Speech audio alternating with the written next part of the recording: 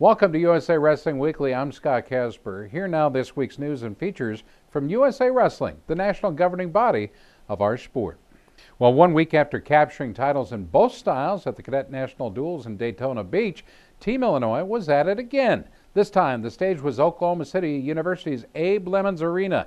Earlier this week, Team Illinois completed a rare feat by winning titles again in both styles at the 2011 Junior National Duels. Illinois dropped only 2 bouts in a 47-12 triumph over hosts Oklahoma to claim the freestyle title and won 11 of 15 bouts en route to a 40-17 win over Team Wisconsin in the Greco-Roman finals. Illinois lineup was filled with age group stars including Nkosi Moody, Matt Gorelli, Jared Cortez, Eddie Clamara, Zane Richards, Edwin Cooper, Sam Brooks, and Austin Marsden.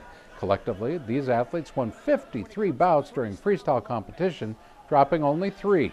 Registering big wins against Oklahoma was Richards, who beat Brian Crutchmeyer, 130-pounder. 140-pounder Kevin Moylan knocked off Chase Furman, and Spartacus Chino knocked off Zach Skates at 160, just barely slipping by. Oklahoma saw one bright spot at 171 pounds as the stud there, Kyle Crutchmeyer, topped Dylan Reed in an intense 3-period bout. Team Florida finished third in Greco, beating Minnesota. Team Iowa finished third in freestyle, winning over Michigan. Fans can watch archive video of the finals and third-place duels at themat.tv. Well, the large field attracted some of the nation's top athletes during the 4-day event. Competition was so fierce, only 7 athletes made the all-tournament team in both styles. All-tournament selections are based upon wrestlers competing in at least 6 matches in each style and then going undefeated. Among those who accomplished the notable feat were Nkosi Moody of Illinois at 98 pounds, 98-pounder Dante Rodriguez of Nebraska, Marshawn Sharp of Georgia at 119 pounds, 145-pounder Blake Rollo of Virginia, Nick Babcock of Colorado also at 145 pounds. At 189 pounds, Sam Brooks of Illinois stood out, and Alex Derringer of Wisconsin starred at 152 pounds. While Derringer of Port Washington, Wisconsin went 14-0 on the weekend, going a perfect 7-0 in each style, and for his tremendous display of talent, he was named themat.com's Wrestler of the Week. Bound for Oklahoma State, Derringer dropped only 1 period throughout the entire competition, picking off notable names like Justin Cothey of Iowa, Luke Smith, and Joey Kielbasa of Illinois. Derringer has been an accomplished wrestler on the USA Wrestling age group scene for some time now, winning titles at the preseason nationals and claiming the 2010 Junior Freestyle National Championship at 145 pounds. Young man's going to be dangerous for sure. Well, 4 of the 7 weights have been decided for the 2011 Women's World Championship team that will compete in Istanbul, Turkey. USA Wrestling and women's freestyle coach Terry Steiner will now find out this weekend who will fill the 3 vacant weight classes. The 3 non-Olympic weights will compete in a World Team Trials competition this Saturday, July 2nd, at the U.S. Olympic Training Center in Colorado Springs. Fans can catch all the action live as it happens on themat.com starting at about 9 a.m. Mountain Time. 112, 130, and 147-pound women athletes will compete for those coveted 3 remaining spots. One of those wrestlers is USA Open champion Whitney Condor of Colorado Springs. Condor moved down to 105 pounds after winning the Open at 112. She talked about the coming tournament. From an athlete perspective, you were in that non-Olympic weight and you had to decide to go down, up or down. You went down to 48. In terms of other athletes that had to do the same thing, what's it like for you to try to balance that, work your weight down, and then try to maintain a high level? It's hard because you don't know how your body's going to react from going from one weight class to the other, because I used to be up at 55 and then I went down to 51 and then I decided to try and go down to 48, and it was definitely hard, but it's definitely going to be worth it in the end. What are you looking forward to the most this weekend with the trials?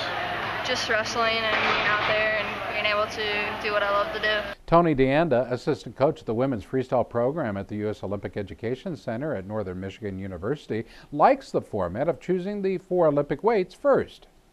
From your position at the USOEC up at Northern Michigan, what did you think about the decision to go with the 4 Olympic weights, have their separate trials, and then fill in the other 3 for the 2011 year?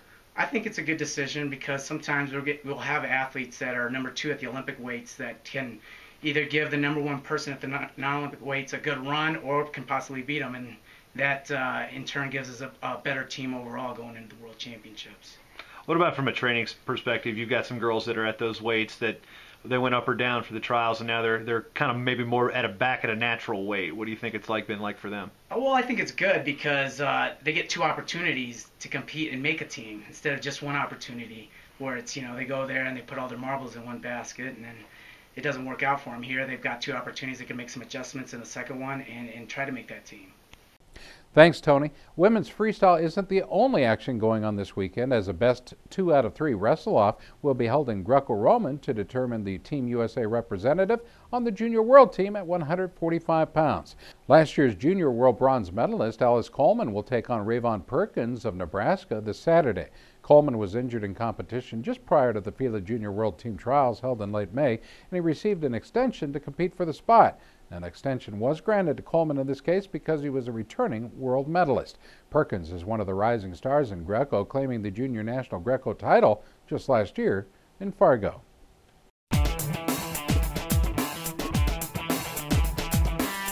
Each season, Liberty Mutual's Responsible Sports Community Grant Program awards $65,000 to youth sports organizations and school sports programs that demonstrate their commitment to responsibility in youth sports. Your organization could be one of our 20 winners this season.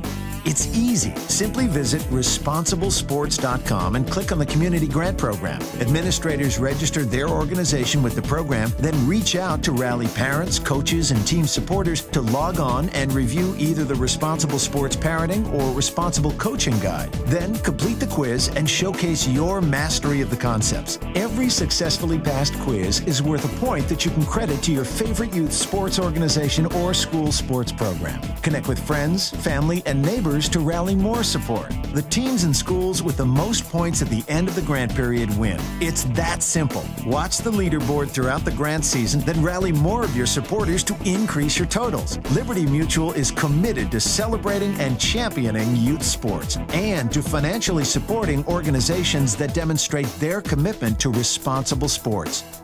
Join the movement and start earning points toward your community grant.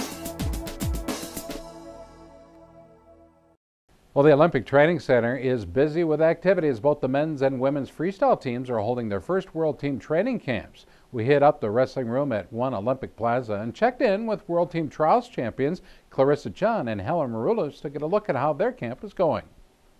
How has the coaching staff put you guys through this training camp here in Colorado Springs this week?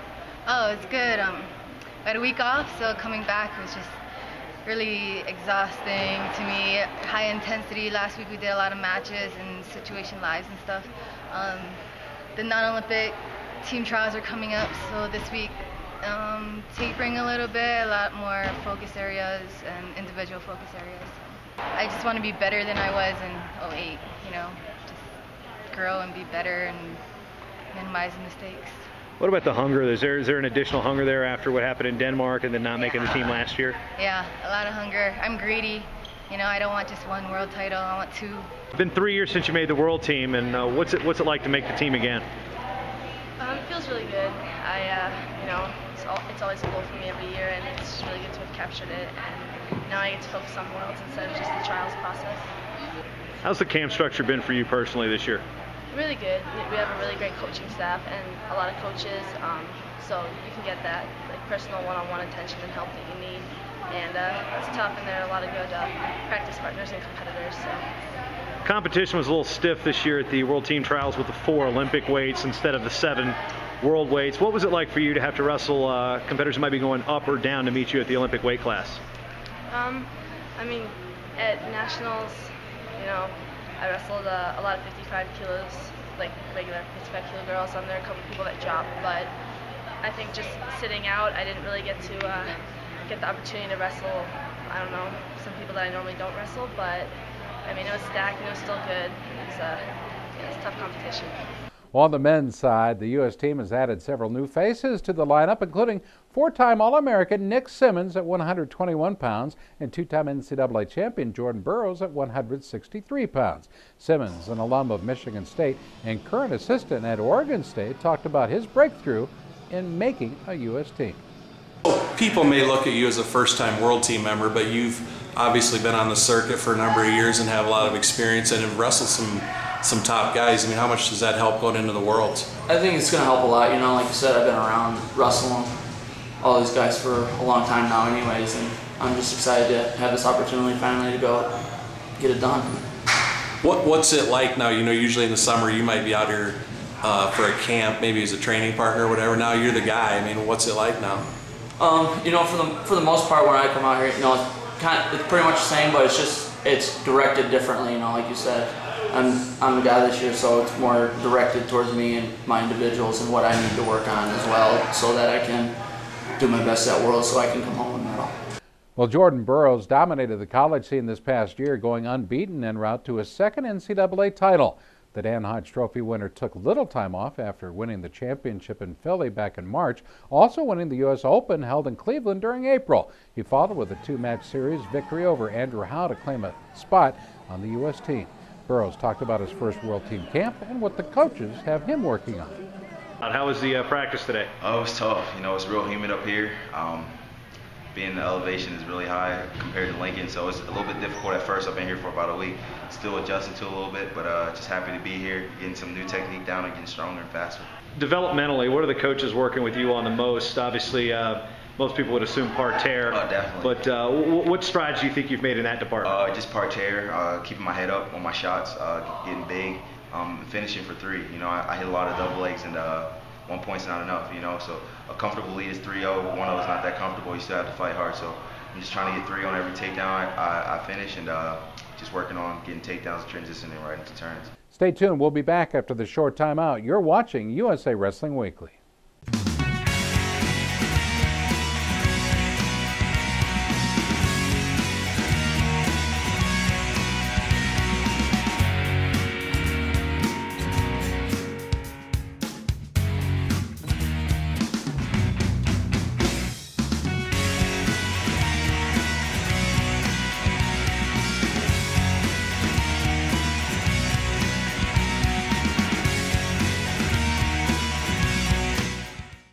Welcome back to USA Wrestling. I'm Scott Casper. Now it's time for our photo of the week.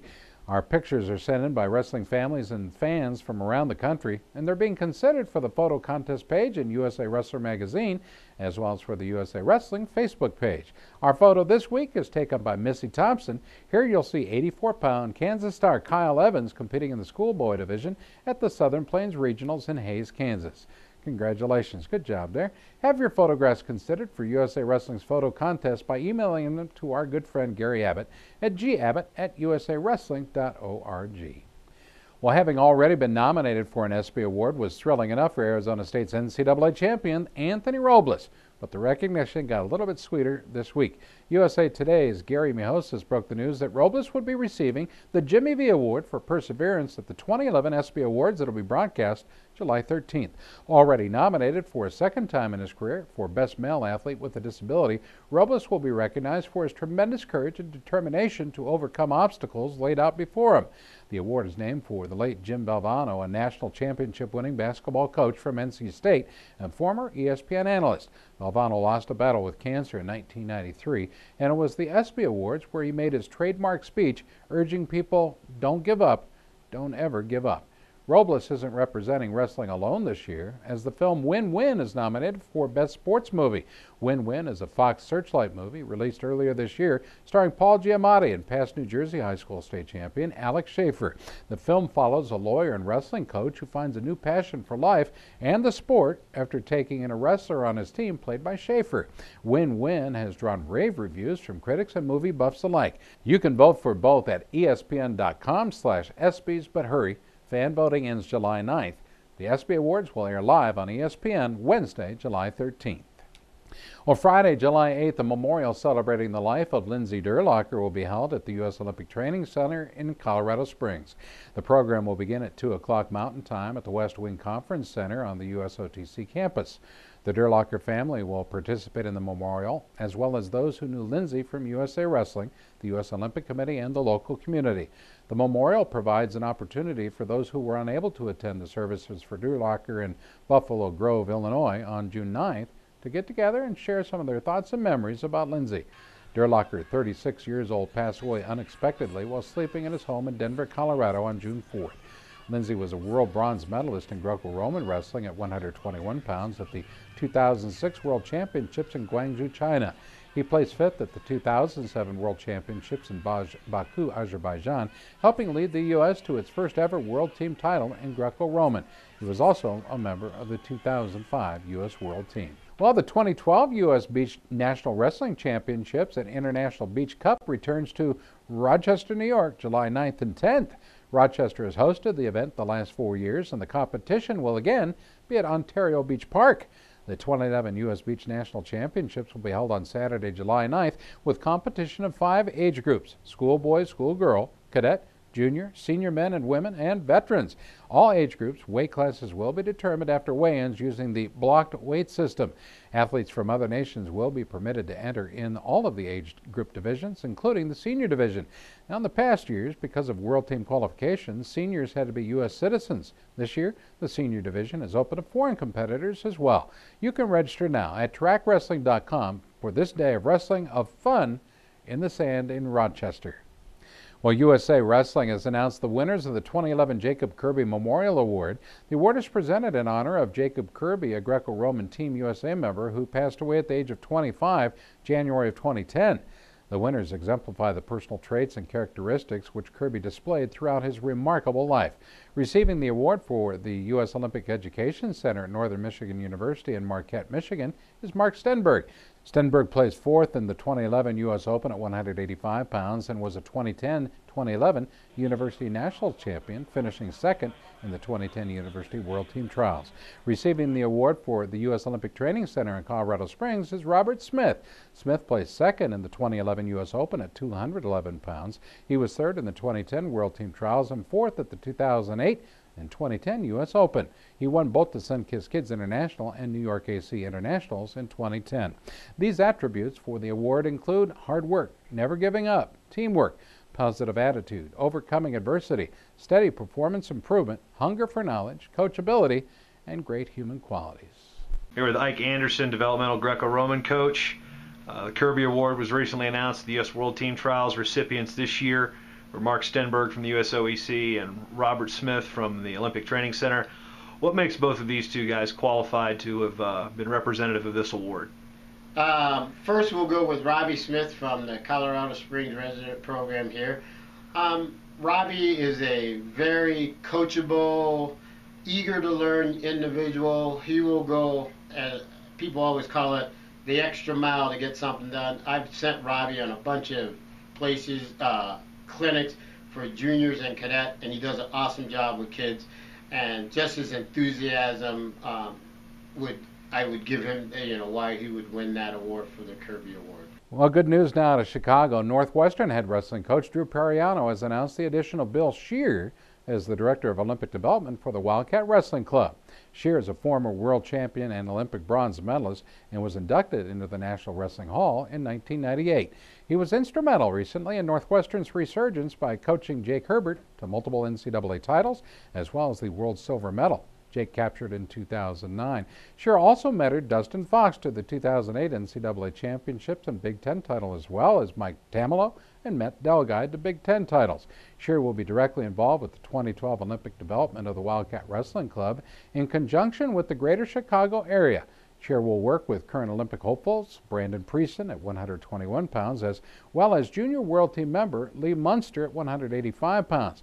In addition, he'll be training Olympic hopefuls who will be moving into the Chicagoland area in preparation for the Olympic trials, which are scheduled to take place in Iowa City April 21st and 22nd of 2012. News now out of Ann Arbor, Michigan. University of Michigan head wrestling coach Joe McFarland made a huge move by hiring Sean Bourmet and Donnie Pritzloff as assistant coaches for the Wolverines. Both Bourmet and Pritzloff have been extremely involved and successful with USA Wrestling. Bourmet is the three-time winner of USA Wrestling's Freestyle Coach of the Year and serves on the Coaches Council Executive Committee. He's coached world medalist Donnie Pritzloff and Jake Herbert and Olympian Andy Rovat. Bourmet returns to Michigan, where he was a two-time All-American and two-time Big Ten champion. He was a USA Wrestling age group star from Illinois. Pritzloff won a bronze medal in freestyle at 163 pounds at the 2006 World Championships in Guangzhou, China. He was the 2006 U.S. Open champion and won a gold medal at the 1998 Junior World Championships. He goes to Michigan after serving 5 years as an assistant coach at Wisconsin, where the Badgers have been in the top 10 at the NCAA Championships the last 3 years and finished 4th just last year. He was also an assistant coach for Hofstra. Pritzloff was a 2-time NCAA champion and 4-time All-American for Wisconsin. He won USA Wrestling age group titles hailing from New Jersey. Stay tuned. There's more from Colorado Springs when we return. You're watching USA Wrestling Weekly.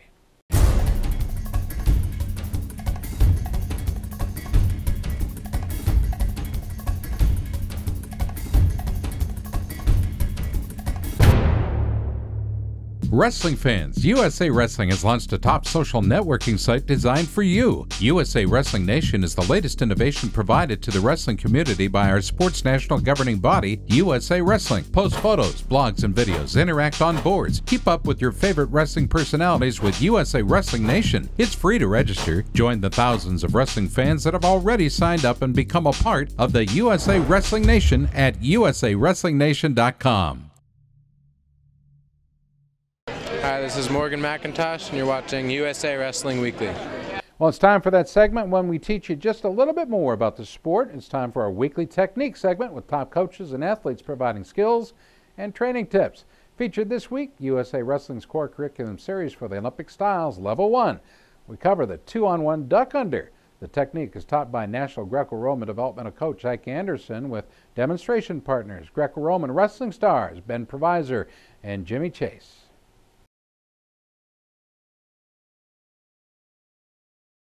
Okay, in this segment, we're talking about a 2-on-1 duck for Greco. Okay, you can have this 2-on-1 anywhere, you know, inside, 2-on-1 here, or you can use the baseball grip, show them the baseball grip, or the baseball grip. All right, and what happens is your opponent will grab your elbow, or sometimes they grab your wrist. You're going to pull the guy to his off balance, pull him to you, and from here we shoot right to his duck under and take him down. Okay, you're ducking under his elbow. Again, 2-on-1, pull him a little bit, and duck under his elbow, and you can finish with a 3. Most of the times, your opponent will bail out and only give you 1. Yeah. Here, this is normally what will happen in the match. Most guys bail out, and you will get 1. If they stay and wrestle, as you saw, you can get 3 most of the time. Well, that'll do it for this week's show. We appreciate you joining us. We'll see you all next week right here on USA Wrestling Weekly. Have a good one, everybody.